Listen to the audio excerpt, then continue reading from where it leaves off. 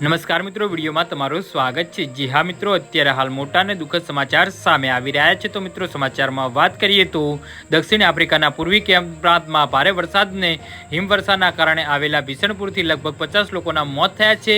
અહેવાલ અનુસાર ભારે ઠંડીના કારણે દેશના કેટલાક વિસ્તારોમાં વરસાદ અને બરફ પડ્યો હતો અને ત્યારબાદ વિનાશકારી પૂર આવ્યું હતું। પૂરના કારણે અનેક મકાનોને નુકસાન થયું છે અને મોટી સંખ્યામાં કાર પૂરમાં તણાઈ ગઈ છે। જી હા મિત્રો, અત્યારે હાલ મોટા સમાચાર સામે આવી રહ્યા છે। પૂર્વી કેપના પ્રીમિયમ ઓસ્કાર માબુએ જણાવ્યું હતું કે પોલીસ મૃત્યુઆંકની પુષ્ટિ કરી છે। મૃતકોમાં 6 વિદ્યાર્થીઓનો સમાવેશ થાય છે, જેઓ મંગળવારે નદી પાસે પૂરમાં પાણીમાં ફસાઈ ગયા હતા અને તણાઈ ગયા હતા અને અન્ય 4 વિદ્યાર્થીઓ હજુ પણ ગુમ છે। પૂરના કારણે ઈસ્ટ કેપ પ્રાંતમાં સૌથી વધુ નુકસાન થયું છે, જેમાં ઘણા લોકોની કાર પણ તણાઈ ગઈ છે।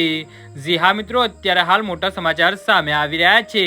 દક્ષિણ આફ્રિકન ખંડમાં દક્ષિણને છેડે આવેલું છે। દક્ષિણ આફ્રિકા વિશ્વનો એકમાત્ર એવો દેશ છે જેની 3 રાજધાની છે: પ્રિટોરિયા વહીવટી રાજધાની, કેપટાઉન વિધાનસભા રાજધાની, બિલફોર્ડ ન્યાયિક રાજધાની અને દક્ષિણ આફ્રિકાની અંદાજિત વસ્તી 62 થી 64 મિલિયન વચ્ચે છે, જ્યાં અત્યારે પૂરના કારણે સ્થિતિ કથળી છે। જી હા મિત્રો, તો આના વિશે તમારું શું કહેવું છે તો નીચે કમેન્ટ બોક્સમાં જરૂરથી જણાવજો। ધન્યવાદ।